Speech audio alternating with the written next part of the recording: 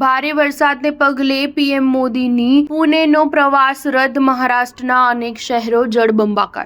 મહારાષ્ટ્રમાં ભારે વરસાદના કારણે વડાપ્રધાન નરેન્દ્ર મોદીએ પોતાની પુણે મુલાકાત રદ કરી છે. મહારાષ્ટ્રના અનેક શહેરોમાં ભારે વરસાદના કારણે હાલાકી સર્જાઈ છે. રસ્તાઓ પર જળબંબાકારની સ્થિતિ સર્જાતા જનજીવન ઠપ થયું છે. વડાપ્રધાન મોદી ગુરુવારે આ રાજ્યની મુલાકાત લેવાના હતા. તેઓ પુણે મેટ્રો ટ્રેનમાં શુભારંભ સાથે ₹22,600 કરોડની વિવિધ યોજનાઓનો શિલાન્યાસ કરવાના હતા. જો કે ભારે વરસાદના કારણે આ નિર્ણય લેવો પડ્યો હતો. અતિ ભારે વરસાદના કારણે પુણે અને પીપરી ચીચવડમાં શાળાઓ કોલેજો બંધ રાખવાનો નિર્ણય લેવામાં આવ્યો છે. મુંબઈ પોલીસે લોકોને સતર્ક રહેવા અને હવામાન વિભાગ દ્વારા જારી એલર્ટને ગંભીરતાપૂર્વક લેવા અપીલ કરી છે. રેલવે સેવાઓ પણ પ્રભાવિત થઈ છે.